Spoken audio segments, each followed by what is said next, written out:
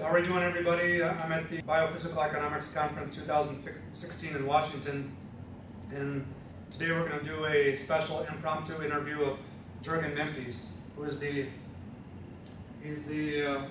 with the physics department of Paderborn University, and his talk was on calculus-based Econophysics, a synthesis of social and natural sciences.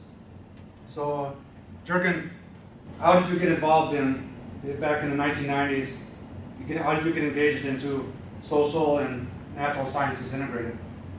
Well, in 1990, I had been chairman of the department, and in the same time, we were shocked by the killing of right-wing people and killing Turkish people who had come to Germany. And we all were shocked because we all said, are there Nazis coming back, killing people from other countries or from other beliefs? And I asked for a meeting in our department and invited everybody to discuss this. And I thought myself, the only basis I can do this is on a scientific basis. I could try to find out the mechanism of hate or of these feelings. And in the way of processing this, I found a paper, a newspaper's clip from the state of Bosnia. The war had just been going on, and it showed a map of Bosnian and Serbian people, and the map looked exactly like a piece of metal I had just prepared for my class. The piece of brass. Brass is a binary system of copper and zinc, and this binary system looked exactly like the one in the newspaper, a binary system of Muslims and Christians in Bosnia, and they had the same structure. And I wondered, because I could understand the metal very well, how this happened, but we didn't understand why the war in Bosnia was going on. So I thought maybe there are the same structural reasons for this, and I tried to fit the data from Bosnia into my models of alloys, and it turned out we could do exactly the same structure by modeling this. And then I went into more interesting binary systems. We had Catholics and Protestants for many centuries fighting against each other in Germany. So I put up a phase diagram of binary marriages in the United States of black and white, in Germany of Catholics and Protestants, and also of German and non-Germans. And they turned out to have the same phase diagram as binary alloys do, like gold and platinum or copper and zinc. So I figured there must be something thermodynamic behind this behavior. And this is how I started to invest in human societies.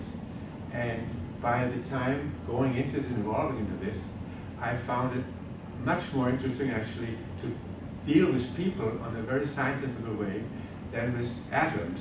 So I'm now really fully trying to understand how people behave and how we can explain this on the basis of thermodynamical equations. Okay, that's very discerning viewpoints.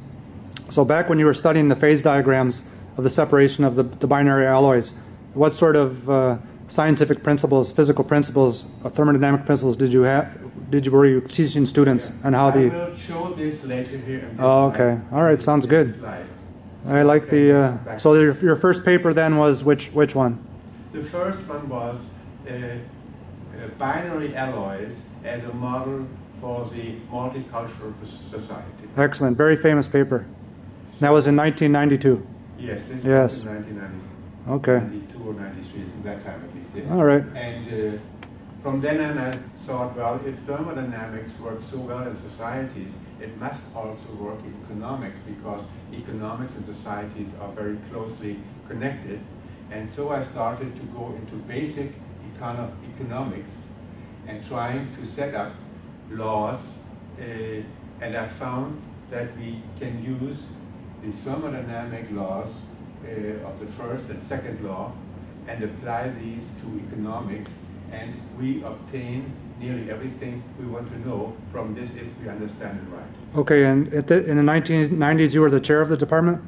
The chairperson? Yes, in 1991 to 1993 I was chair. Oh, okay, so there was, did you have any, were people objecting to any of this application? Well, my first publication, I had given another talk on this then on a conference in Prague, and my colleague in Prague was going to publish this on alloys. This was a conference on alloys. He was going to publish this in a physical science paper, and the paper refused my talk and said, this is not physics. And so my colleague said, well, this is part of the conference, and we want it published there. And he refused to publish it, and so my colleague said, well, then we will withdraw all our talks from the conference and look for another editor and find another book. That's excellent. We did, and from that on, I was very grateful to my colleague that he persisted. Because and what was your colleague's name? Jaroslav Šestak. Excellent. He is a physics, and he's also in chemistry, actually, at the chemistry department in the Czech Academy of Science, and he's also teaching now at the American University in Prague. Okay, sounds good. Let's take a look at your presentation. Okay, the talk is now on calculus-based econophysics as a synthesis of social and natural science. And part of this has already been published in a book by Jurgen Mimkes and Mirza on Oxford University Press, Econophysics and Physical Economics. I will start with calculus, and I will start with a question. Every investor would like to calculate the course of profits or share prices in advance, ex ante, like the flight of a ball or an arrow. Why is this not possible? Well, the answer is all economic terms may be divided into two categories. They may be calculated before or afterwards. Ex ante means at all times certain, and you can calculate beforehand. And ex post means afterwards, because it is uncertain in the beginning and only certain at the end. This is well known to economists, but in economics there exists no theory, no mathematical theory to cope with this and handle this. And this is why I'm going into calculus first, because there are problems in macroeconomics and neoclassical macroeconomics not looking closely at this problem. The Solow model of economic growth tells us that income Y is a function of capital and labor. So who is Solow? I'm not familiar with that name. Solow is a famous economist who wrote down equations to solve economic growth. Okay. And this was in... So he says that economic growth is a function of, what is K? Income is a function of capital and labor. Oh, okay. And this is a well-known function that is used in... Sounds a little bit like Marxian economics? No. This is neoclassical... Neoclassical? Okay. Neoclassical macroeconomics. And this is the growth theory. And it is very well accepted. But my problem is income is a typical ex post term. It is uncertain in the beginning. You only can file your income tax at the end of the year when everything is known. So this is certainly an ex post function, an ex post term. Whereas f, a function, is an ex ante term. If you plug in k and l, then the function can be calculated at any time. So this is an ex post term. This is certain. And uncertain cannot be equal to certain. Ex post cannot be equal to ex ante. So y cannot be a function of capital and labor. Excellent. So you took this model and you upgraded it into a physical principle. No, I looked into calculus. I tried to look into, this is why I use calculus. The solution to this problem actually is provided by calculus. Okay. And I can show this in the next slide. The solution to this problem, ex ante ex post, is calculus in two variables. Why in two variables? Because economics depends on two production factors, capital and labor. It is not a function of capital and labor, but it depends on the two production factors. And we have to look into calculus in two dimensions. In calculus of one dimension, we have one integral, the Riemann integral. In two dimension, we have two integrals, Riemann and Stokes integrals. And in three dimension, we have Riemann, Stokes, and Gauss. So now we are in two dimensions, and we have to take a closer look at Riemann integrals and Stokes integrals. Riemann integrals of exact differential forms depend on the limits a and b, and they are path independent. So they always give the right result. In contrast, Stokes integrals of not exact differential forms, delta y for example, they are marked, they also lead to an integral, but this output is path dependent. It depends on the path of the integral. So let me ask you one question. So the model you're trying to do here is that you think that capital and labor can be modeled by a path dependent or path independent function, or not capital, but labor and labor and income. Labor and income can be modeled by which type of function? Yes. Path. By the Stokes integral. Path dependent or path independent? Yes, but path dependent, path independent. So this second integral, this is not known in economics, this integral. These are integrals, they are path dependent, and so different paths will lead to a different result. So there is no stem function of the integral. And so this is always uncertain as long as you have not defined the path. So, and these are the solutions actually to ex ante and ex post. Okay. And there is one law of calculus that you can relate a not exact differential form to an exact differential form by an integrating factor lambda.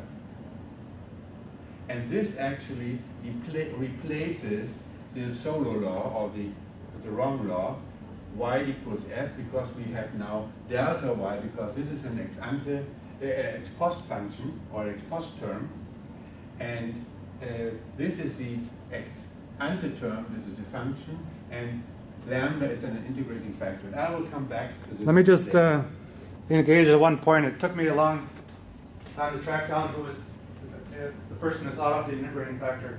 So it was, if you have something like entropy, which is an inexact, a path-dependent function.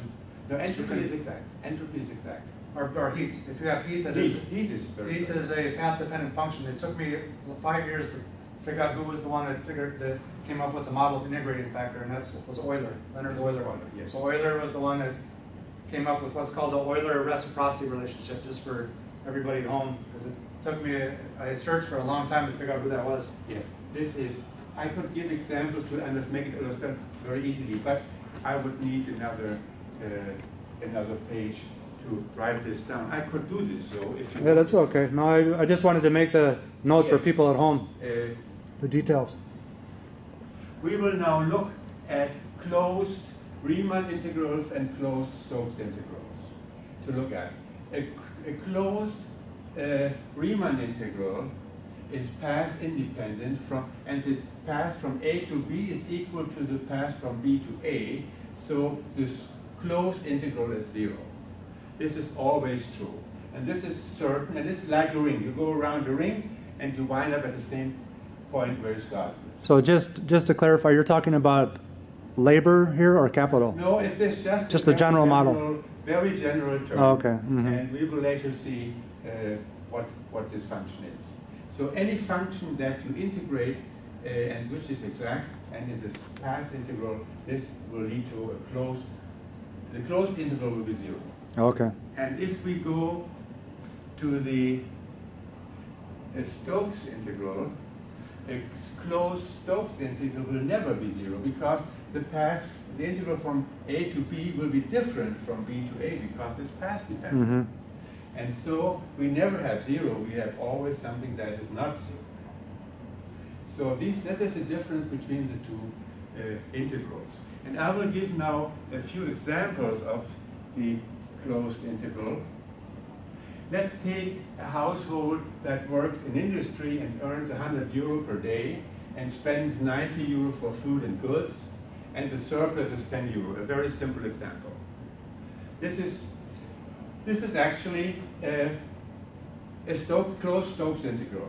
The industry pays income Y to households, 100 euro, and households spend for consumption goods 90 euro, and that's given to the industry, and the surplus is then delta M, is then the 10 euro. Here we have the closed integral. This has the two parts, y plus ch, it is yh minus ch, income of households and cost of households, and this is the surplus, delta M. So explain where you're using the small delta M.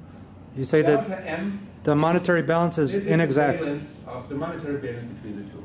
So, but the symbol you're using for Yes, partial, you say that's an inexact differential?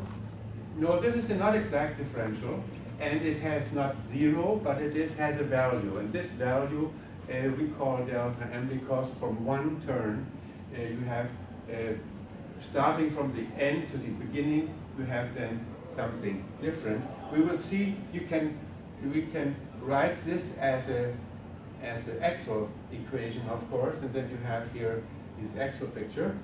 But it is... What I'm trying to say, this symbol right here, you're trying to say the monetary balance is path dependent. Yes. Is that Well, right? this is this delta M here. Yeah. This I put it here and say this is a not exact differential. Well, this is a Stokes integral, not a Riemann integral, so it's not 0. Okay.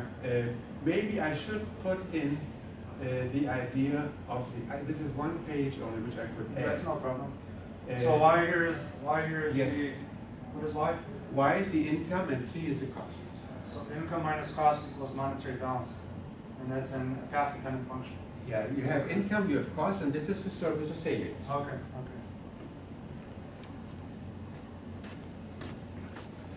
Okay, but what we see is the Stokes integral is not a ring because after each day you save 10 euros, so you're higher up, and the next day again you're 10 euro higher up. So this is a spiral. Okay. So the household spirals up every day. So this Excel calculation, or this is equivalent to this Stokes integral, and this is equivalent to this spiral. Okay.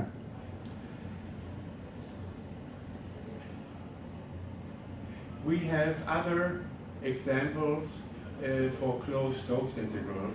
Let's take the blood circuit of the body in biology.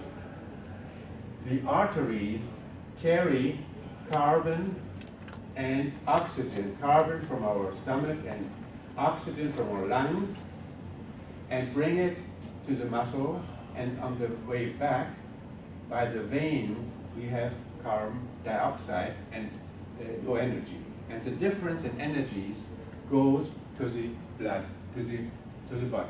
So is this model here your model, or do you know someone that's using the Stokes integral? No, this is my model. Okay. I came to this because I was invited to this conference on bio-econophysics. Okay. And so I said, maybe I can do something with bio also. And it turns out biology can be explained in the so same maybe it's way. an approximate model. It is also, well, we will see that this all leads to one model, which is then called thermodynamics models. Okay, sure. First and second law, and they all apply to these laws. Okay. The other example is economics. You can produce very cheap by paying low wages in China, and then you can sell very expensively in the United States. And then you take some of the money again and spend it for production, and then you earn a lot of money again. So your profits also wind like a spiral every time. So are you, in these models, are you correlating money as heat? I do not, you can do that, but this is just an integral, and I just say, if I do go this way and this way in production, I have two ways. I go from the United States to China, produce there, and go back to a different place. Here you have two different places. You see, you have two passes, so you have two separate ways. Here you have the arteries, and here you have the veins. Okay. Here you have this place where you spend, and here you have the area where you produce. They have to be different, otherwise, because the idea of the Stokes integral is that the two passes are different.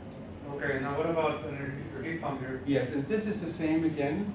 In a heat pump, in physics, you can withdraw heat from a cold river and then heat up a warm house. And then you can take little energy to extract heat from a cold river, and you obtain much heat in a warm house. In all these places, the efficiency or the Eroy coefficient is 10 to 1. Okay. So this is a very effective method, and it works in biology, it works in economics, and it works in physics. Okay. So I now go to macroeconomics, and I try to do a simple balance of monetary and productive accounts. This is the double entry accounting. This is the monetary account, income, costs, and savings. And here we have, of course, for the income, we have to spend €100 worth in work or labor. And here we spend €90, but we spend it for goods we obtain the same value. So the sum of both are 0. And this is actually the basis of What is economics. delta P? Delta P is the input of production you do in order to get this surplus. Okay. So this is then always 0. So the sum of both accounts are 0. And this is the monetary account, which is measured in monetary units. And this one in economics is also measured in monetary units, but actually work is measured in megajoule, is in energy. And goods like food are also measured in kilocalories. So these are actually energy units, but in economics they are counted by the monetary account measures the productive account not in joule, in energy units, but in monetary units. Okay. So this is the basic of double entry accounting. And we can write the same thing again by replacing the Excel calculations by the Stokes integrals like we did before. So we have now the monetary account plus the productive account, the sum is 0, or the monetary account measures the productive account in monetary units. So I just want to know, on your notation here, you have a closed integral, but you have an inexact differential. Why do you have Yes. that? Well, this is the it could be either income or costs. Okay. This way is income, that way is costs. Okay. And both are the same under the M, so they could be either income or costs. And income is just a not exact differential, it is uncertain. So in verbally, this equation says what? The closed integral of the partial of what? Monetary? The unknown surplus of a monetary account plus the investment of labor altogether has to be 0. Okay. So these are not exact differential forms. These are Excel accounts. An Excel account I've shown. So this is an accounting model. This is writing accounting, not not adding plus and plus like you do in addition and subtraction, but you do adding by very small amount that you do by integrals. Okay. So if you want to do this, you want to make growth, you want to make small changes, you have to use then differentials. You have to integrate. Okay. So that's what we are doing here. We are integrating the monetary account, and we are integrating the labor, and the sum of both is 0. Okay. We can write this again in the same way. We can separate these and say, okay, the monetary account measures the productive account in monetary units. This is the fundamental law which I propose for economics. That's the only law I need. From this I calculate everything what is following. And I do calculate from this the first law of economics, that delta M equals dk minus delta L. If you do this closed Stokes integral, we have this. Here, if we do the Stokes closed integral, we have this. And this here, a closed integral of an exact term is a Riemann integral. And the closed Riemann integral is 0. This is So the K is, difference. what is K? Well, and now we have to think about what K is. K is some monetary function that is used in economics. And you can discuss this now in many ways and think what function comes in there. And if you look long enough, you find this is capital. Okay. So this is capital. And then we find now You're that, saying that capital is an exact differential. and this must be an exact differential, right? Okay. This must be exact. And now we find that economic profit depends on capital and labor. This is what we knew already, but we have now written this in differential forms. And these differential forms are appropriate to the fact that these is ex post, this is ex post, and this is ex ante. We are now really taking care of the problem of ex ante and ex post and not mixing up these terms. So this is the differential double entry balance of any economic transactions you do, any trade, any production, anything we do in economics always relies on this first law. This is the first law of economics. And we can add a second law. This is again what I talked to before, that a not exact differential form may be written as an exact differential form df times an integrating factor lambda.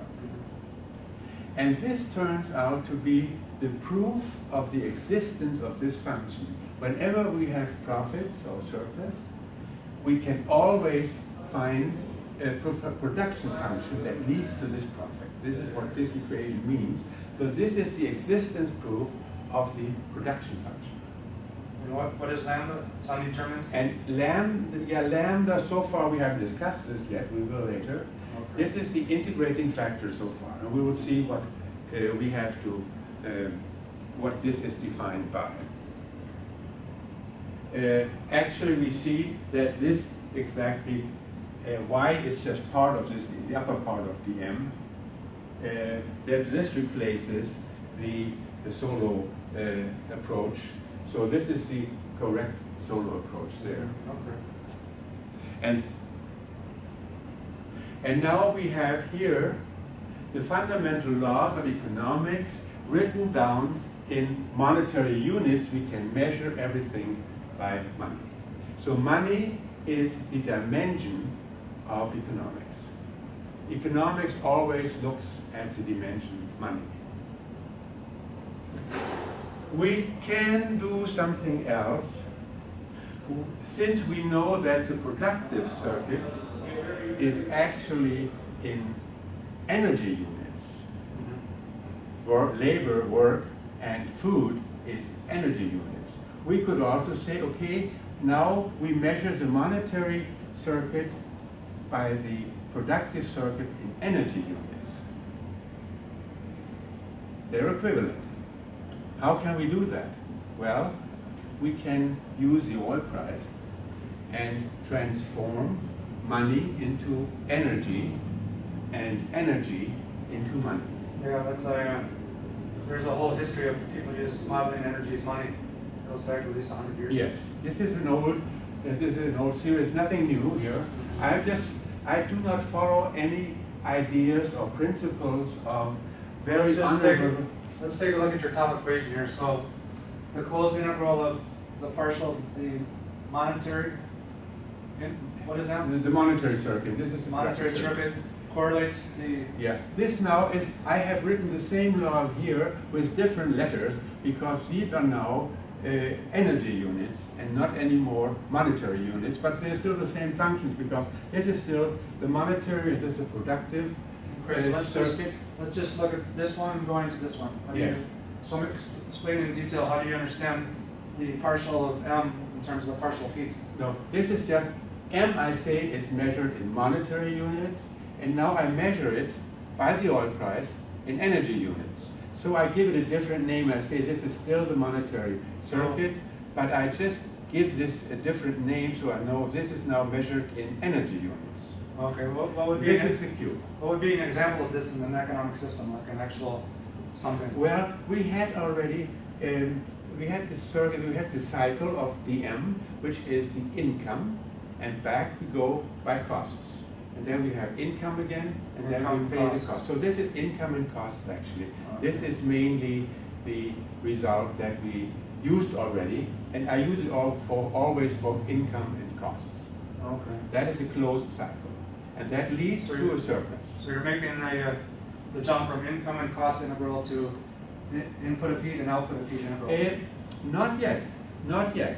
I'm just saying this is also the output of an economic circuit, and I just call it not M anymore because this is in the monetary units. I now want to write this down, the same thing down in energy units. So I rename all these letters here by new letters, which are now meaning the same thing as here, but these are now in energy units. Okay. And the translation between energy and money is $1 is 33 kilowatt hours, because that's the price. So that's what I'm doing. Okay. And this is legal. I can just transform energy into money and money into energy. And now I have written these here now in measuring these now not in money but in energy terms. Okay, so let's take a look at the change, the exact differential capital you say correlates to the change in the energy of the system, the economic system. This is not yet energy. So far I'm still only in economics. This is not the first law of thermodynamics? Yes, it is. Okay. This is what it turns out to be. But now I'm just translating this M, I say now instead of measuring in money, I measure in energy and call this Q. Okay, so you're just making a variable substitution. Variable substitution, I say this is labor not measured in monetary, but this is now measured in energy units. Okay. And now I have here the new fundamental law of economics written in energy units. This is still economics. Okay, still economics. And I have not done anything with physics or whatever. I just want to clarify. Yes, this is right. When I look at it, I see immediately the jump, people yes. making the jump. I do the jump now. I look at this and see, hey, I know these equations. I know these equations. They are actually the first law and the second law of thermodynamics. So what I find is that the fundamental laws of economics are exactly the same laws as the fundamental laws of thermodynamics. Okay. So economics follows the same laws as thermodynamics. And now we can wonder, may we really say economics is thermodynamics? Okay. This is a question whether we can do that or not. And in order to discuss this, I can look, so far, what we find from these equations is that surplus corresponds to heat, and capital corresponds to energy, labor corresponds to work, and the production function corresponds to entropy. And the lambda, which turns out to be the mean capital per person, which is in the mean income or the living standard, this corresponds to the temperature of the to a temperature. Okay. And here the units are. So let's take a look at this. So the person who pioneered this is what's called a thermodynamic variable table, and it was pioneered by do you know Irving Fisher? Yes. He trained yes. under Willard Gibbs. Yes. So he did his PhD dissertation in 1889, and he was the first one to make this table. So he did not exactly, I don't know if he used entry, but he made each economics variable, and then over here he put the physics variable. Yes. And so one thing that's missing in your model here, Irving Fisher defined the person. He said the person is a particle. How do you define a person? He put human here, and over here he said I have physics. no person so far in it.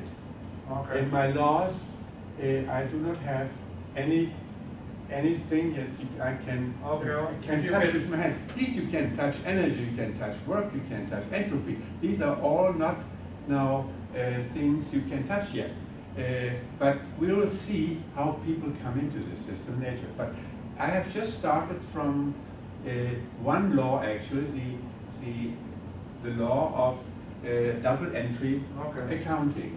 And this is still double entry accounting. Okay, you're doing real good. I just wanted to, if you could go through each row for us and tell us maybe a conceptual model for each one of these variables. Yes, we will come to this. This is just the first idea of saying, hey, whatever we call surplus in economics, we call heat in physics because of these equation equivalents. Yeah. And so this is just an equivalence equation, and we now wonder, are they equivalent or corresponding, or are they parallel, or are they equal?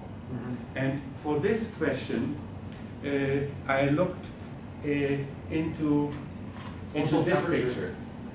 I looked into the GDP per capita and the energy consumption per capita for the 126 largest countries in the world. And these round ones are the GDP, and the black ones are the energy per capita. And we see that both functions run exactly on the same line, which means that this is not only parallel, but we see that GDP must come from energy. So the connection you're making here is social temperature is possibly a function of energy per capita. And that's your integrated factor. This is now the energy used per capita, or the GDP per capita. This is the same. And this is now the new temperature in economics. It's a good explanation. So that in this way it's now... a very difficult concept, social temperature. People struggle with that. Yes, it is very difficult. But I'm very reluctant to define. I look only at the functions, and then I see, okay, what does this mean? And now I compare both sides, the energy and the GDP, and I find that energy and GDP run parallel. That this means that income or wealth comes from energy consumption. Okay. Countries that use little energy will have a very low GDP. Okay, so one question I have that frequently comes up when you discuss social temperature is, are you able to correlate energy per capita and translate that into degrees Kelvin? Or you have at least a loose idea in your mind. You have, this is the, you have, yes, of course you can. That's the way I understand. Yes, you can do that. Okay. Since I have here the energy consumption per capita is, what is it here? It is about, I haven't put in the units here. I have put in relative units up here. GDP per yes. C? Okay. Yes. But I have put it per capita? Yeah, but these are units. I have not put in the units, but you could do this. This would be probably something like the GDP is about $1,000 per capita per annum, and this corresponds to the energy use is about So per day, we know that. The mean energy used per day in the world is, we saw that today, the number. So for example, in your conception, countries at this level over here are lower on the Kelvin scale, and these temperatures, countries over here are higher on the Kelvin scale. Yes. This is the rank of countries. Okay. And you can now take this energy and say, okay, this corresponds, for example, to what is it? 3 kilowatt hours per day per person. So this is the mean energy used per person. So 3 kilowatt per day is the temperature. Okay, yeah, that's a good, very difficult subject. So it's a good thing you're discussing this. Yes, very important. And the second thing that we find is the correspondence of entropy of production function and entropy. And we find that in economics we have the production function, in thermodynamics we have the entropy, and they both correspond. So the production function of economic systems should be entropy. Well, This is, again, then I can use different entropies. I'll look at the same systems, and for the same systems here, I can find that this is the Shannon entropy that we have to apply. If we look for this function, the function actually is, the Shannon entropy is ln x to the x, y to the y, or minus x ln x plus y ln y. One of the classical problems with using Shannon entropy is it's measured in bits, it's not measured in joules per Kelvin. This is not, yes, this is measured in bits. This is only a number. Entropy over n is only a number. It's not measured in, you see, kT times, or kT times entropy. This is energy.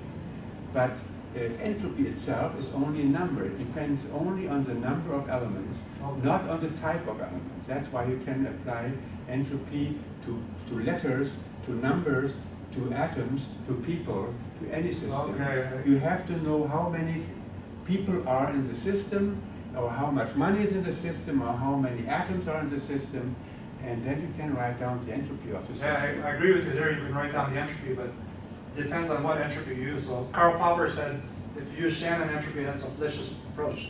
But what about Georgi Sorosian? He didn't use Shannon entropy. What do you say about him? Well, you see, the Shannon entropy is actually the real Boltzmann entropy, S equal ln P. And I can do the calculations, and I can show you that this is true, that S over N then is exactly the Shannon entropy. It's not the difference. They are both the same. You can read my paper. I wrote a 112-page paper on this, and it says thermodynamic Shannon entropy is not thermodynamic entropy, and I have to go through the whole derivation. No, I will show you. I have a one-page derivation, and I'll send it to you, that this is, if you take you can either take the Boltzmann distribution, where you have to take the real thing that is the logarithm of multiplicity. Yeah, I've done the whole derivation. And this is then the right number, but you can say P over P0 also, or you can take Shannon. They all wind up to the same system. I can give you this, this equation of loss. So we have here this function, and we compare this now to the Cobb-Douglas function of a binary system, and they look very much the same, actually. One question I have is, why don't you use Planck entropy? It comes to the same. It comes to the same. Okay. In binary systems, we have the same. There's only one entropy, and this is actually this. Okay. So how do you, and then you connect this to the And now I say, I compare this now to Cobb-Douglas, what economists use. They would say, no, not an entropy. We want Cobb-Douglas, because we've done that all the time. Well, Cobb-Douglas it looks very much the same for a binary system. For n, I have here n people of one kind and two people of another kind. So this is now the entropy, and we see that the Cobb-Douglas entropy is not as large as the entropy. This is entropy per This is entropy per particle. Okay, and this is what? This is all Cobb-Douglas function per particle. Is that on a vertical scale? No, this is these are, the functions depend on two variables, n1 and n2. Okay. We have, for example, we can calculate, for example, how many professionals and how many workers we need in a company to make optimal output. Mm-hmm. This is a binary question. Okay. And here we have now the workers, here the professionals, and here we have the workers, and we can figure out which leads to the optimum of. So what are the variables right here again? Again, here the same. They are the same. Okay, Here is x is again the number of one kind of professionals, and y maybe, for example, you have a pub and you have a few waiters and you have a few students. And what is alpha and beta? And well, in economics, you use the elasticity alpha and beta, and the sum of alpha and beta have to be 1. Okay. So, and here you don't have to use elasticity because this is open what it is. Here we have x, and x plus y is always 1 in this theory, so this adds automatically to 1, and we do not have to define alpha and beta. We have it already there in the system. Okay. And we see that that entropy is the natural production function because it is always maximal. It is more larger than a Douglas function, and entropy always has a tendency to become maximal because probability, and entropy is the logarithm of probability, will always tend to be maximal. So this is the natural production function and not the Douglas function. Okay. So this is my first.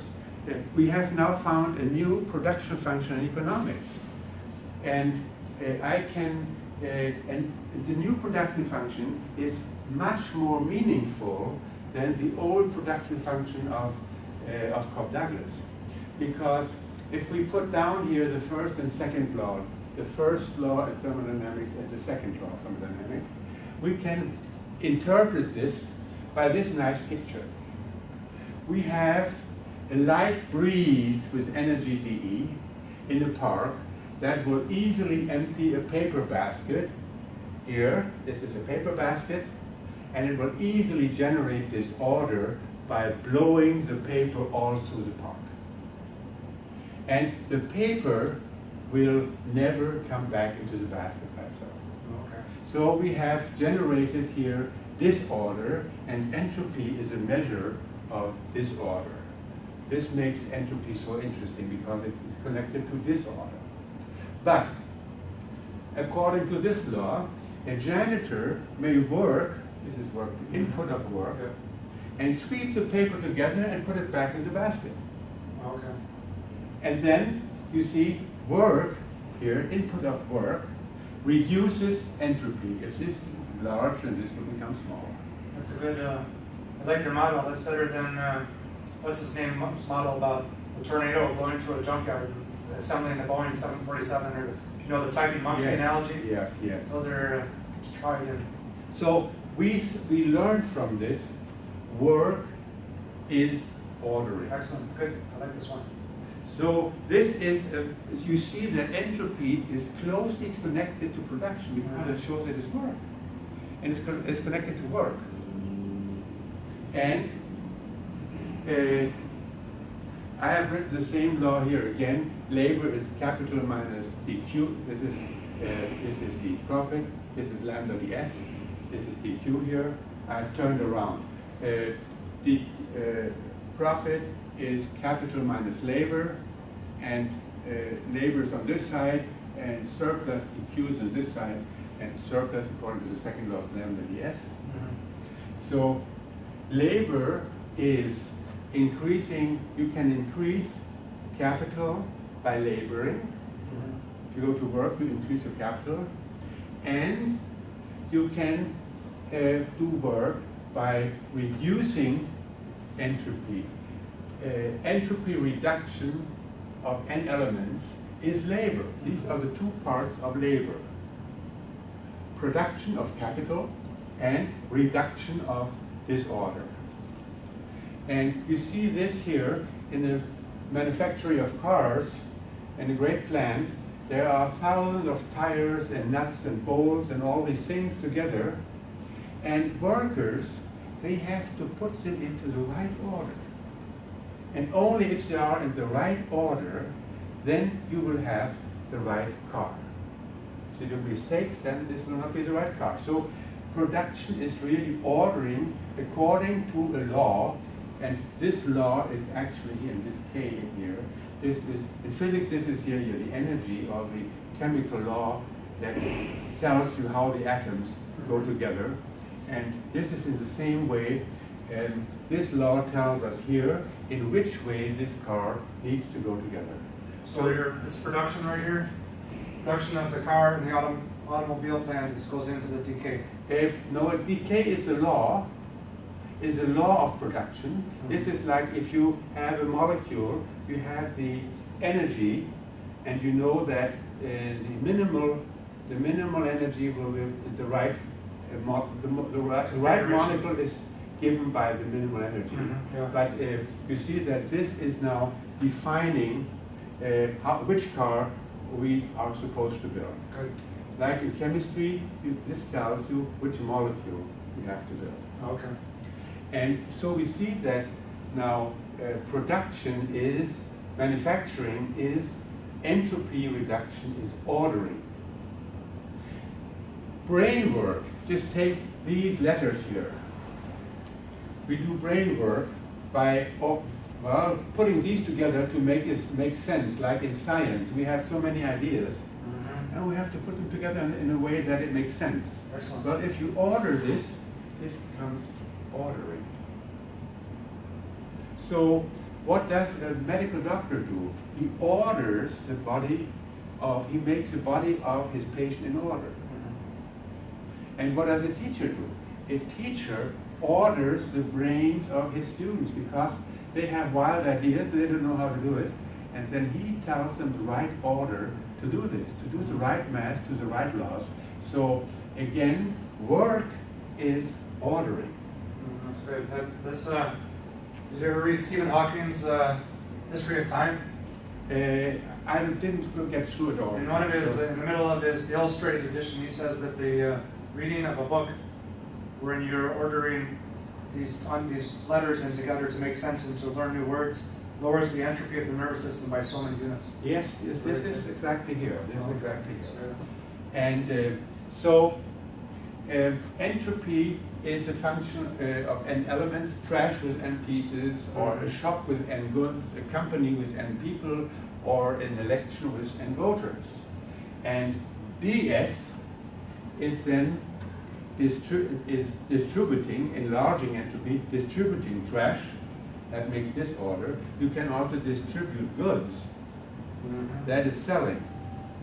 Or you can distribute money, that is paying or donating. So all you do is then ds of n. Entropy does not depend on the kind of elements, it only depends on the number of elements. And so you can take trash, where that is very popular. You know that trash makes disorder, but there you call distributing of trash disorder. But here, with goods, you say, okay, goods were all put here in this place, and now the shop sells it to everybody. It's distributed all over. So you're saying here that the selling or giving away of goods corresponds to entropy increase. Yes, and that exactly. Paying for something or donating money corresponds to entropy increase. Whereas Whereas buying something, buying a good corresponds to entropy decrease. Yes. And collecting trash. What's the last one here? Earning money, earning occupation corresponds to entropy decrease. Yes. And buying is decreasing, and so money is up. Did you come up with this concept on your own, or you? Yes, that's all my concept. That's all my concept. All right. And one other thing which we learn here is that labor depends on this lambda. This means lambda is the mean GDP per capita, for example, in a country. So if you produce this car, it is better to make this lambda small so that you have low labor cost. You can make this all measured now in monetary units. So if you reduce this cost, you go to a country with a very low standard of living. That's why people produce in China and not in the United States, because there the lambda is, the GDP per capita is much higher. It is it is 45,000 per year, and in China it is 4,000 per year. So that's a large amount of difference. And so this law tells you it is much better to produce in cheap countries than in expensive countries. So this is all only entropy applied to economics. And this makes an awful lot of sense to use this function because it is really so meaningful. And now I go to production. Production, I start again with these laws of, I started with before the monetary cycle and the productive cycle add to zero. And I will use this now in a different, not in the household again, but I will use this now in a different way. Here we have again the monetary circuit that goes this way, and the productive circuit goes this way. This is the difference between both. Both, of course, are canceling each other. The income here is cancelled by the labor input of the same value, and here the costs are cancelled by the goods you obtain. So where does your wealth accumulation come into this model? this is the difference between these two. Okay. This is the wealth increase. And now I will show you how this works. Here you see now, here we have now the lambda f or TS diagram of a Carnot process. Okay. And I will now start this. Here we have coal production in South Africa. Coal is very cheap in South Africa because it is just beneath the surface and you can dig it up. And it's all over South Africa. And what we do now is we have here the TS diagram. We are reducing the distribution of coal. What we do is we collect coal and ship it all to Cape Town. This is now in the TS is the collecting part. How does this correlate to entropy? Well, we reduce entropy. Collecting means reducing entropy, ordering or collecting entropy. Okay. Collecting means reducing entropy. So we go from large entropy to small entropy. And now we are having a big pile of cheap coal in Cape Town. And in the next moment, we ship this cheap coal as a pile to Antwerp. And now we have a big pile of expensive coal, because in Europe coal is expensive. We have changed from the low temperature to the high temperature. In the Carnot process we do the same.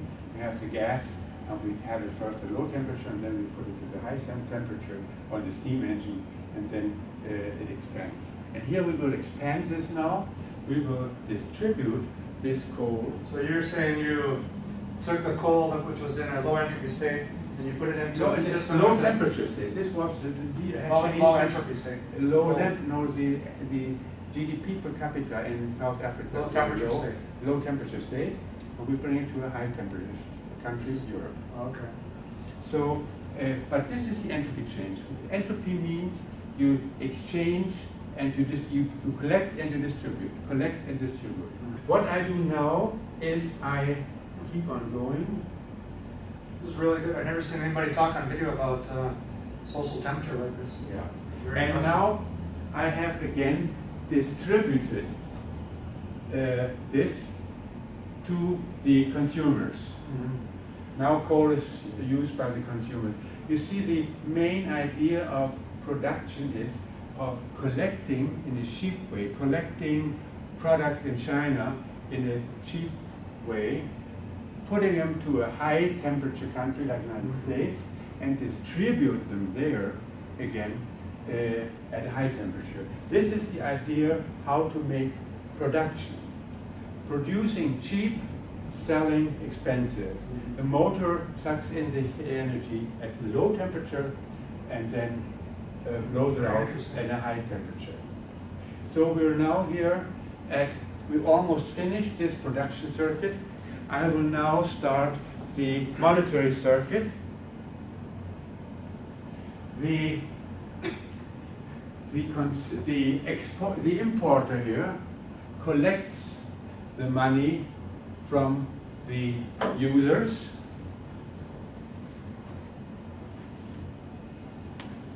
We now reduce the entropy of money. We collect money, that means the entropy of money is reduced. It was distributed all over and now is all in my pocket. So we have now earning money means collecting everything in one place. You reduce the entropy, which has been flooding around all over. Now the money is in my pocket. Okay, and now in the next step, So just to clarify here, you're saying in terms of the money going in, where's your boundary in this model? Because entropy is heat going across the boundary per unit temperature. So you're saying that the money this is in a system, and in this system we have decreased the entropy by collecting, by doing work. Collecting means so let's reducing. say if this was one thermodynamic system, and this was one this is all one thermodynamic system, and this is a piston. The pistons go like this, and then like this, then like this. Then but if you push in the piston, they are low temperature, but then you blow it up, and then it's hot, and then the pistons go back in this direction. So you go up in this direction, then you blow them up in this direction. And then again, you go back, you put the gas together, and then they are heated up, and then they blow again. The explosion brings out the pistons again. So this is also the same turning around of the Carnot process. Just so when you say that the entropy of the money is decreased, if this was one system by itself with a boundary, doesn't that mean that the heat has to go out of the system for the entropy to decrease? Well, let me follow this, and we can, when I have finished this, okay, we'll discuss this. I have now collected, which means reduced the entropy of the money, and now the importer pays the exporter. So the money goes now to the exporter, but not everything, because the importer keeps some for himself. Okay, now the exporter has the money. He has actually that much money. The coal in, well, let's leave it that way. And now the exporter also, of course, has to pay his workers what he does. And he does not pay everything, he keeps some for himself. Okay, and now we can finish both cycles if the foreman buys a car in Europe, and now we have, and he pays then some of his money back to Europe. So now we have closed the monetary and the productive cycles, and they are both equal, and they are,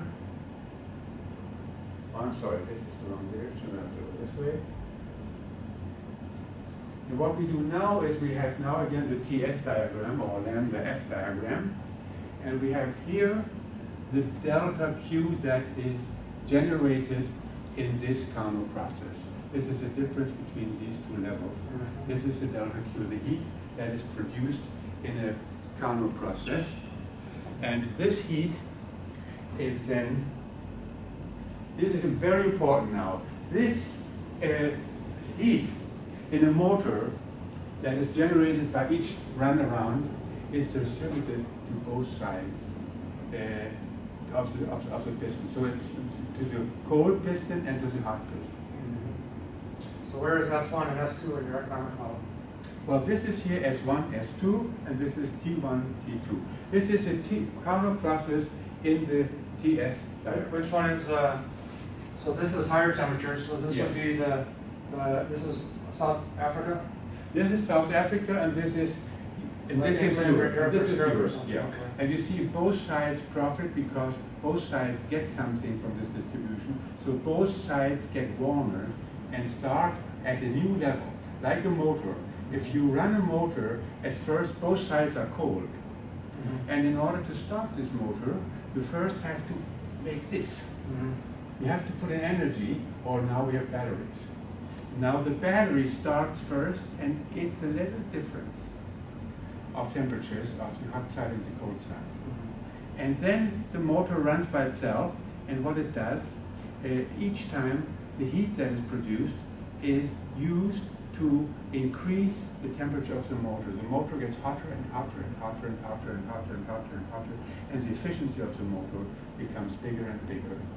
Also, this side becomes hotter and hotter, but usually we cool this down with water or with air, so we have this little side down, and only this goes up. So is S2 the coal in South Africa, and this is when it's dug out of the ground, is S1? Yeah, this is, right, this is in the ground, and this is pulled together in South Africa. Okay. And now the same process starts again, and it starts now at a higher level of both sides. So this is the idea of international, of this I now did with international trade. You can do this the same as national trade or with companies and workers. Both sides earn and start from a higher level. And the same is true if you apply this to workers in a company.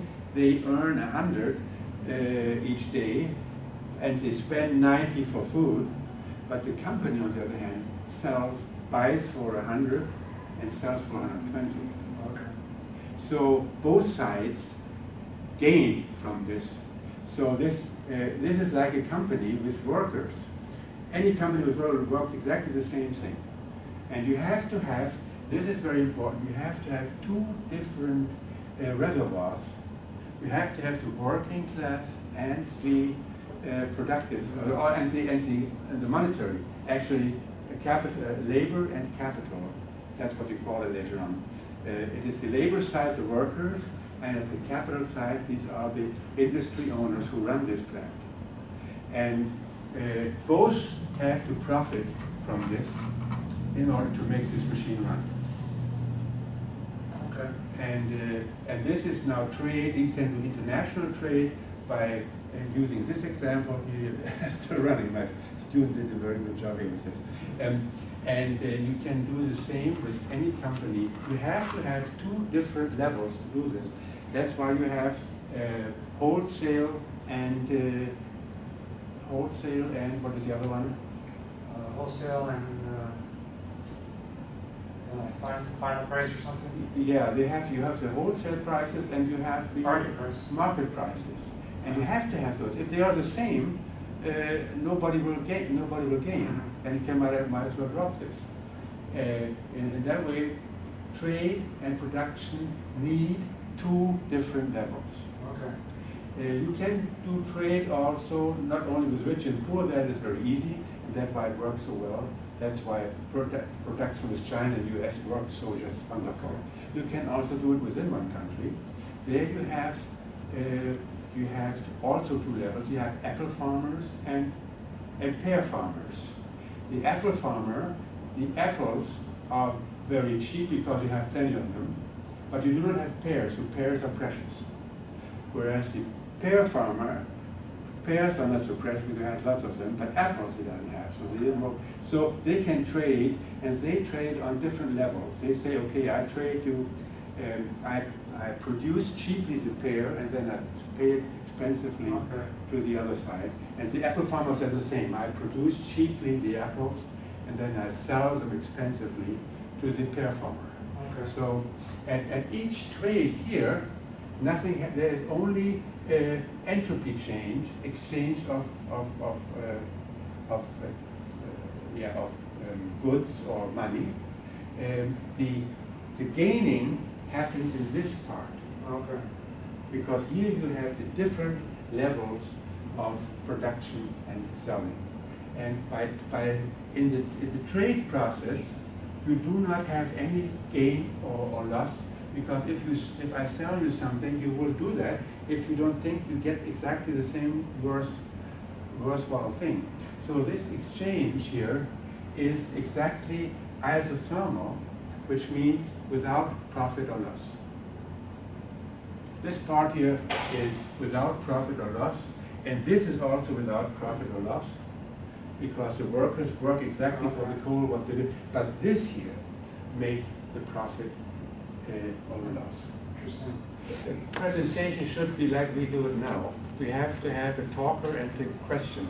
Yeah. That makes it much more understandable how to do this.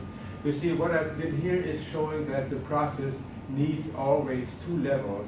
Companies need capital and labor, trade needs buyer and seller, banks need investors and savers, societies need rich and poor, and economies need first and second world, or make trade that makes it the best. Or they have economies with completely different production lines, like France produces wine, Germany machines, and they trade. And then this also works. And motors have hot and cold, refrigerators, heat pumps, and generators. And the motor and the generator, they correspond to the productive circuit of the companies, and the heat pump, that is the other way around, or fridge, that works, that is like the monetary circuit or the bank. So the banks work to the, like a Carnot cycle or a heat pump. And well, here it only says companies and motors run on the same fuel, oil. So this is actually the energy problem, that that economics runs on oil and fuel. What was the size equation here? You're calculating it. If you have, say this was different social temperatures.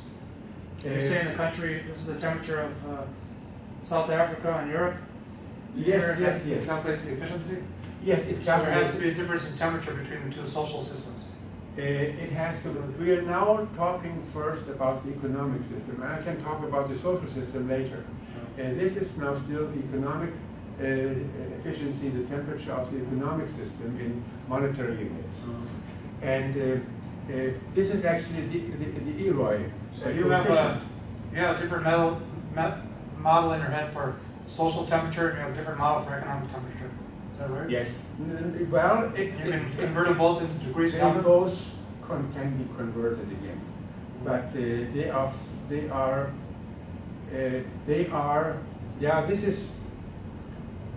again the same, but at first I use in economics I only use monetary units.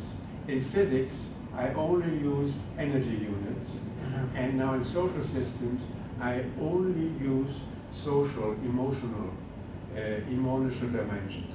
So later on we have to translate emotion into energy or capital. Okay, but you agree that whether you're talking about sociophysics or econophysics, all your variables have to be reduced to SI units. System international units, joule, Kelvin. Yes, you can measure love in SI units. To be a physically real model. You can measure love in SI units. Okay, why don't you say something about how you understand Goethe? Goethe talked about how you can measure the love in terms of the affinities and how that got changed over into Gibbs-free energies. Like in the, do you want to talk about that, like 30 seconds? Yes, I can. So you said that your point was that love can be measured in SI units. Yes. Okay, can you explain to everybody how that went from Goethe into physical chemistry?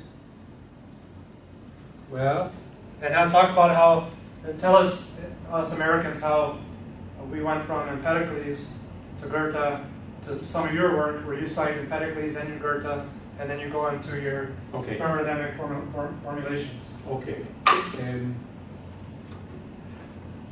When I started my work as the head of the department, I had to do a paper or do something and tell in our discussion what I was going to do. So I looked at my model. I found that societies like the war in Bosnia and my metals, my alloy, my brass, had the same surface as the map of, I have this picture here.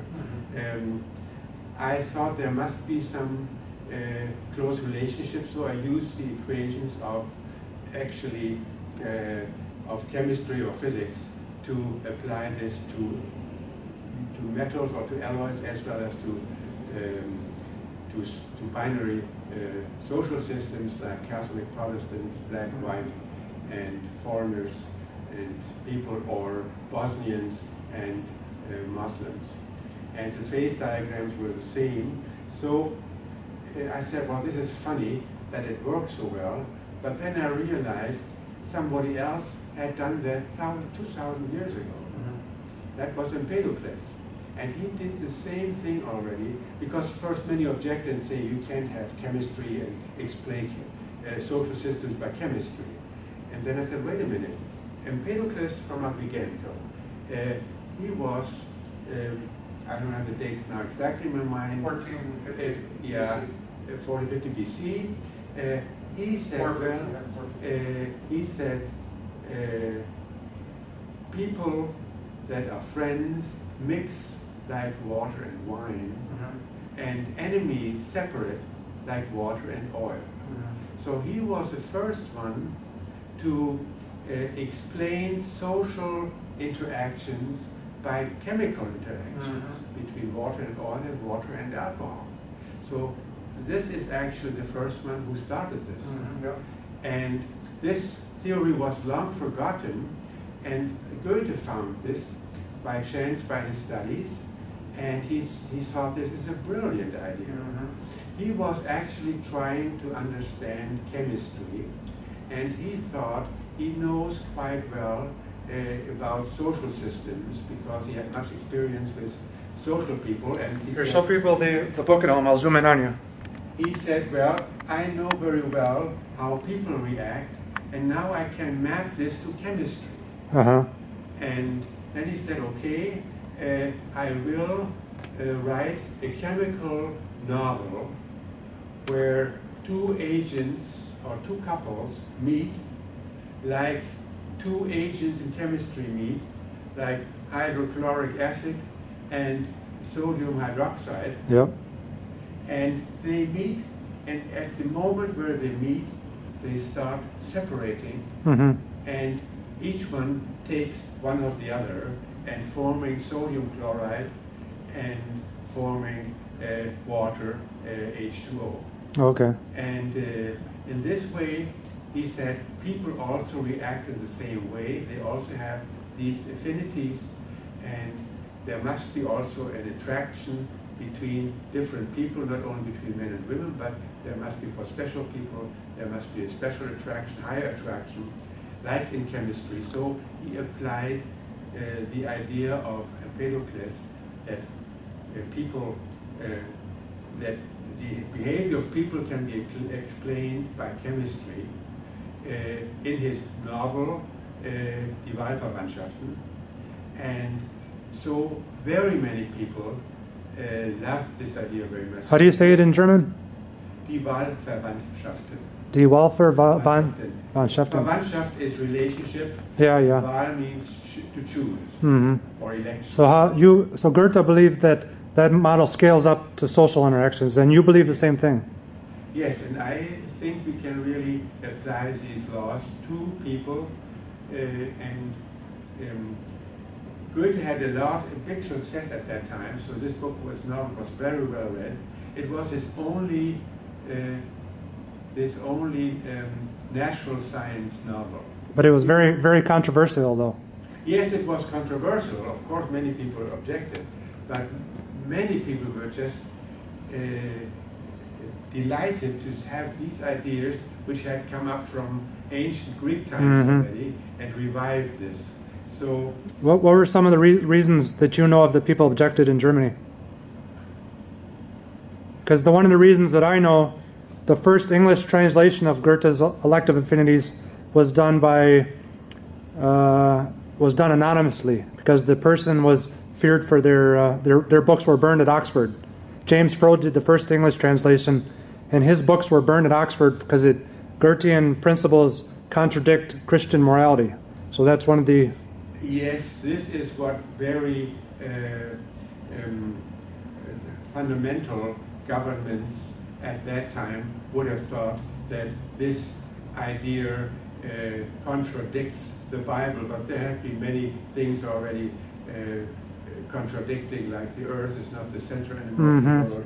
So there were, in my opinion, at that time, backward people who had not gone through the Aufklärung, the new Renaissance. ideas, the Renaissance, and especially in Germany, the Aufklärung that was clarifying how things work, not from the view of the church, but from the view of science. So, can you tell us how Goethe's day, the main principle of physical chemistry was affinity? How does that translate into thermodynamics in terms of your work? Well, these terms apply directly to the laws of chemistry, which I use in my work. There are two ways to approach this. There is the Ising model, which very many physicists use, and there is the Bragg-Williams model, which is used in chemistry as the chemistry law of regular solutions. And I tend to use the law of regular solutions because people are not spins. People are elements or agents with attraction or distraction. So what people can do is they can attract each other if the energy is positive, or they can distract each other, repel each other if the energy is negative, and they can be indifferent if the interaction energy is zero. Okay. So these three possibilities are there, and atoms can only do the same thing. They can approach each other if it's positive energy, and if it's negative, they will repel, and they will just mix without interaction if the energy is zero. Okay, so one question I had was that in Goethe's day, everything was affinities. So then in the 1850s, Thomson and Berthelot had what's called the thermal theory of affinity. And they said that the measure of the chemical reaction was the heat released. But then they started finding that there were reactions that got colder. So that contradicted their theory. So then in 1882, Hermann von Helmholtz proved what's called the thermodynamic theory of affinity, that says the true measure of the driving force of a chemical reaction is, of the affinities of the micro interactions, is the free energy change of the reaction. Yes. So and you discussed free energy in your 2007 chapters, is that correct? Yes, this is right. So how do you connect how do you explain free energies in modern terms, socially and economically? Free energy, there is no social name for this. You could define it as... We just call it Gibbs energy, you know. So we just call it Gibbs energy. And it could be called general social happiness, because atomic system is stable if the Gibbs energy is at minimum. And when does the system become unstable? And in my opinion, it is easier not to use the Gibbs, but the negative of Gibbs, because you do not want the potential energy, which has to be a minimum in order to be stable. And the energy in physics corresponds to an emotion of attraction, which is love, for example. And love is not a negative sign, love is positive. So minus E is then the positive emotion, and this is, for example, love. And the Gibbs, the negative Gibbs function is then the general happiness of a society. And that one has to be at a maximum in order to produce a stable society. Excellent. I didn't know that before. I was always curious why you used the negative sign. But now I see your thinking now. So, and tell us about you plan on possibly writing a book in the future, and you might talk about, you wrote a draft article on the chemistry of the social bond. Could you explain some of that to us? Or do you have a slide you can show us? Or what is your basic model there? My basic model is the Gibbs function, which I use. And that quantifies the chemical bonds between people. Yes, I can.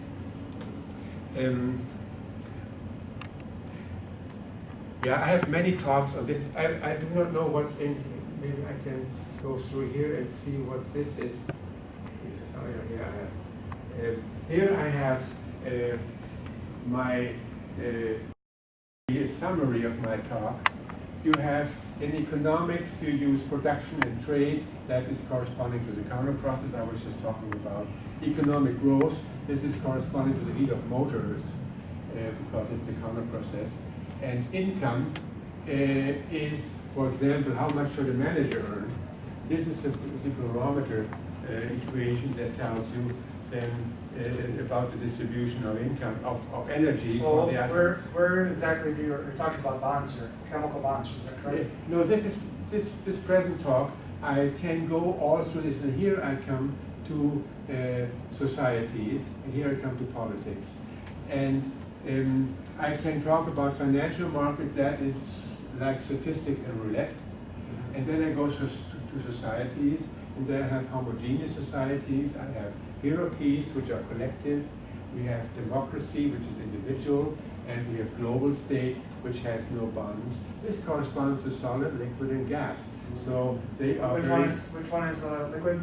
The liquid is the democracy, the individual phase. And then solid is which one? And the solid is the collective phase. What would be an example? The hierarchy is an example. What is an example of society you have in mind? Rome or something? There are many hierarchies. There is an army, it's a hierarchy. It's a very collective state. Every soldier has to do what the general says, and you can't move one step further than he says. Okay. And that's like a solid. If you move the solid, all atoms have to move that way, and nothing else can happen. And then which one is a gas? And the democracy is clear. This is individual things like liquid. They still go together, so they form states. But in a hierarchy, the Pope stays his life, and a ruler, a king, rules all his life. So there's no change. Whereas in democracies, we all still have kings. We have presidents. But they rule only a short time because, like a liquid changes always permanently. So there are still attractions because that makes liquid, but they are not collective, they are individual movements. And then there's the global state, the gas state. Well, look at the rich people who have no bounds to any state. They live on the Virgin Islands or they live somewhere. They don't want to pay any taxes, they all do by themselves. Just to not bound. To give you to compare your model to Mirza Big, so he has his something that's different. He models slums as the gas state. He models inner cities like middle cities as the liquid state, and he models the metropolises as the solid state. So it seems to yes, there is something true to this. I would also say companies. You see how he has this yes. gives energy initial state, activation energy, and this is the change in society to yes. final state. This is actually companies. Companies, you have no, you are not able to do any individual things. You have to do what the company's rule is. So companies in cities are very strict on rules, whereas in a liquid you have open countries where you can decide where people can decide. Just to speak about the gas phase, yeah. You say the richer the gas phase, but he says the slummer the gas phase. Yes, this is what we would call in the gas theory of gases, we would call the it is called the. I can show this to you Sure. on the table. Here's the critical point. Here is P. Here is T. And here is high pressure. You're talking about the triple point? Yes. Under, you have here at high pressure, you have the liquid. Mm-hmm. And at high temperature here, you have the gas phase. Mm-hmm. And this here is the phase that is or it has a special name. There is an equilibrium between liquid and gas. How do you understand that in terms of sociologically? Like a liquid. This is actually what I'm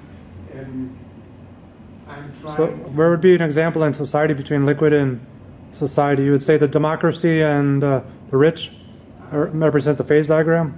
I have to look at my paper. I have a. Okay, just think it over. But while we're on the topic of Mirza Big, do you think you could say, just hold his book up and give us their opinion of his work if you think it's a viable way to go about sociology? Because you've read. Tell us about how you learned about him and what you're. Just if you. I have to. I mean, this is nice, and this is exactly the way I do it. From order to liquid, this order to extreme. This is the gas phase. This is correct, everything. And the yes, this is all the way I work it. On this.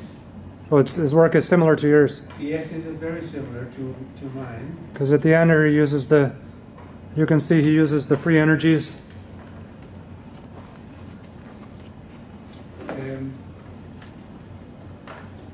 He's one of the few people that uses stochasticity too. Yeah, I will just look. No, these are the reactions. Yeah, he has also then these transitions. This is also right. Yeah, this is now this. Yeah, this is the yeah, this is now the phases of water. You have the liquid, yeah, you have the solid, you have the gas, and you have the vapor. That is called the vapor phase. Vapor phase, okay. It is the vapor phase and not the gas phase. So where do you see vapor phase in societies? Yeah, this is what's in between the democracy and no, the this rich? is this function. This is the vapor phase. Okay. This is the vapor phase. Because they are poor, they are still here at low temperature. The vapor phase is at lower. If you have the high temperature, then you have the gas. Oh, okay. I see. And here you have the vapor phase. And this is the low and income is the vapor phase. This should be vapor. Okay. I see. Yeah, that was a name I was not, sorry, I just... No, that's no problem. Oh. Yeah, you did, okay. You did good. Now we understand this. Yeah. Now, what I was going to say that now I have these three phases here with solid, liquid, and gas, and we have many examples for this. And of course, we can do studies, like you said in the book, that you say this is a system of countries, and they will have, for example, we have a city. What is it? It is because of the many rules of this system. Is this the same slide from the talk yesterday? This is the end. This was actually my final. I was going to final conclusion? My final conclusion, but I never got to that because I had this bad discussion. So what's this about some of the crystal growth? Yes, here we have homogeneous society, we have cooperation, integration, and segregation, and aggression. So example, U.S. integration, the war in Bosnia, I can show, I don't know what I've shown you this, how this war can be really modeled by the laws of physical chemistry. And I have public decisions, the analysis of U.S. elections. This is opinion formation or crystal growth. And I can show that also how that is. And then we have mobility in all countries, like in Germany there we have diffusion. And in politics we have different states. We have solids like in Afghanistan or China. And then we have a standard of living in politics. The Arab Revolution, which started to become beyond this point because they started to earn more than $4,000 per head a year. So Tunisia was turning into the state, but was then put back to the drawbacks, and now they're back. They're trying to come and struggle at that phase. So you say the Arab Revolution is a phase diagram. Yes, it's a phase diagram. What phase were they before? They were 1982. They were hierarchy. All of them are in a hierarchy. And now they're changing into what? They're trying to into democracy. I mean, which phase are they at? Were they solid before, and now they're changing into yes, liquid. Liquid. Yes. That's what's going on right now. Yes. And now people are cooling down the system again so much because the temperature comes from the productivity of the people. It comes from how much not the country earns, but the people earn. Arabia has much money, but the people don't generate anything. They have the oil. It's like a company. You are there, very strict rules, and you have to go by those rules. A company is a solid, and a solid under pressure, and so is the Arabs are. Arabia is a solid under pressure because. So what about the next one, heat conduction? Ukraine? Yes, from Marshall to present EU problems, like Ukraine, I can show that this is you can calculate from heat conduction. So where's the heat flowing from? The heat comes from, in Europe, 1945, we had only hierarchies. We had Stalin, we had Hitler, we had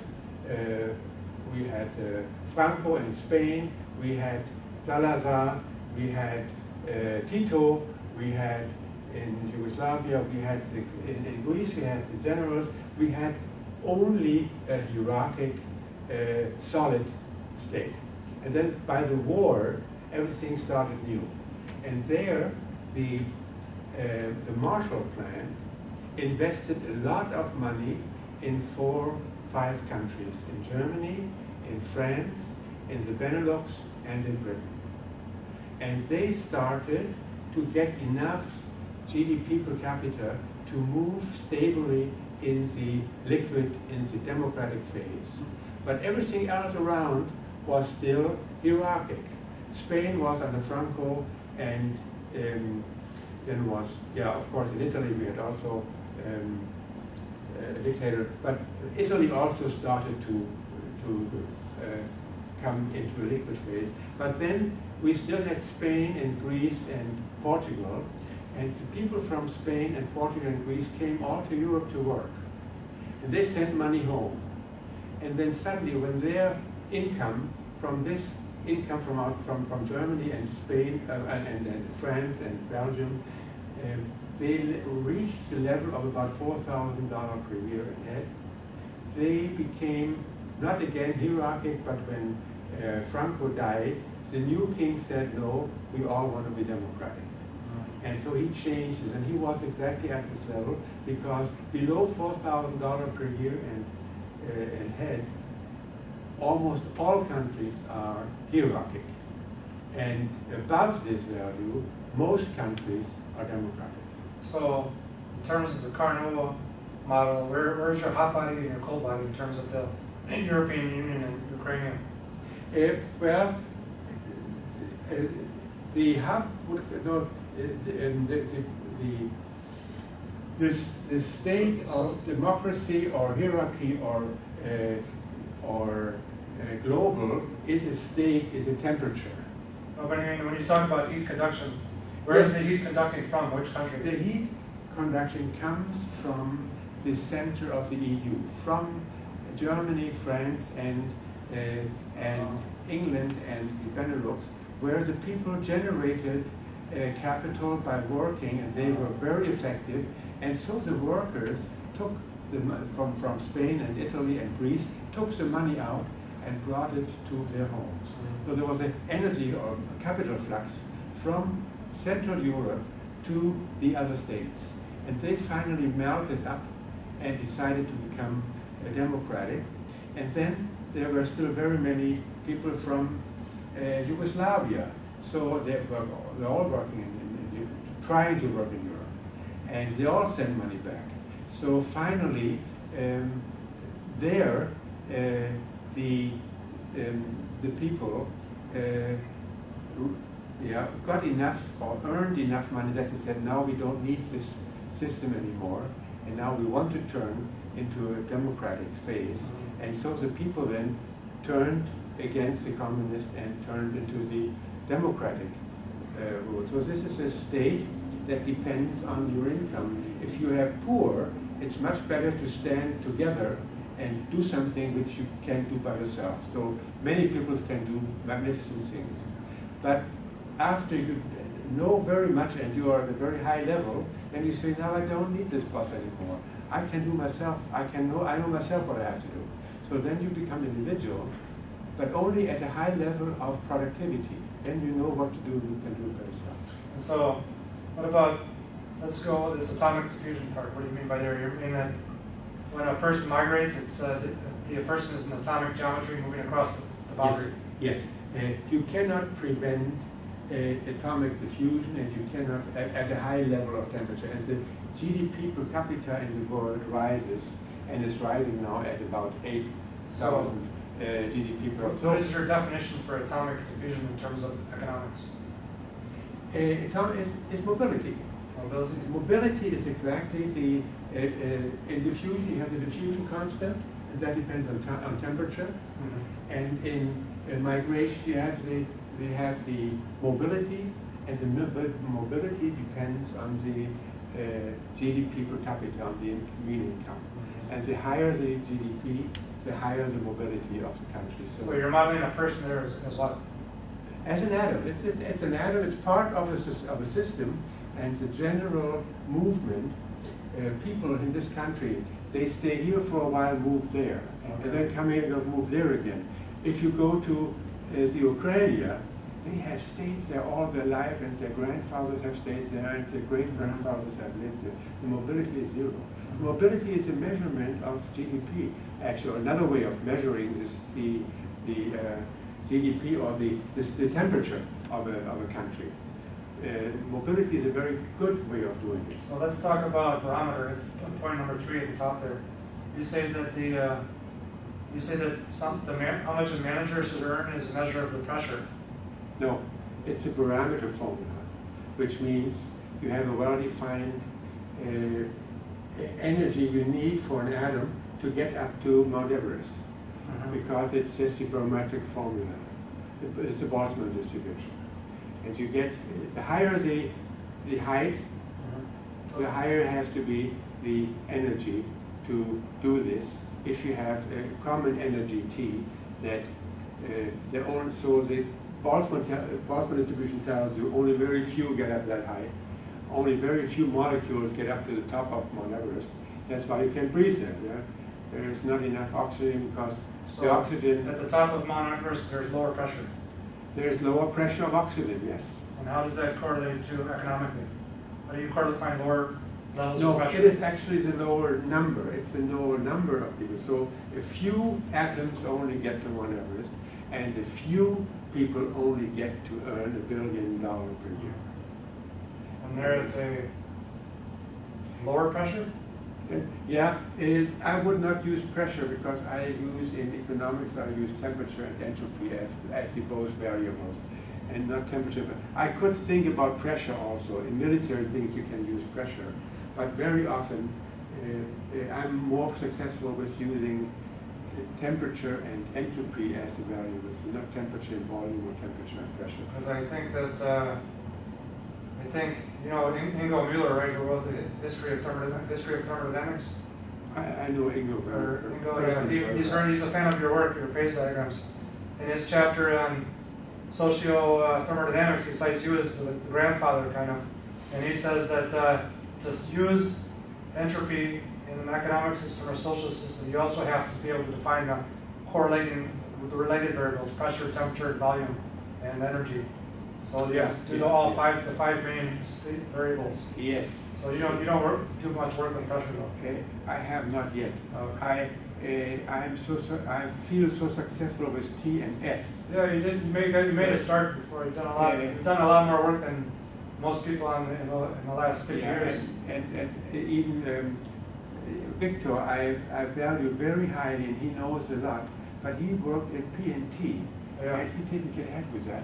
Yeah. Because this was difficult, P and volume. This was also very difficult. But I looked a long time, what direction should I go with two variables? And then I found T and S are the ones I know, and in that direction.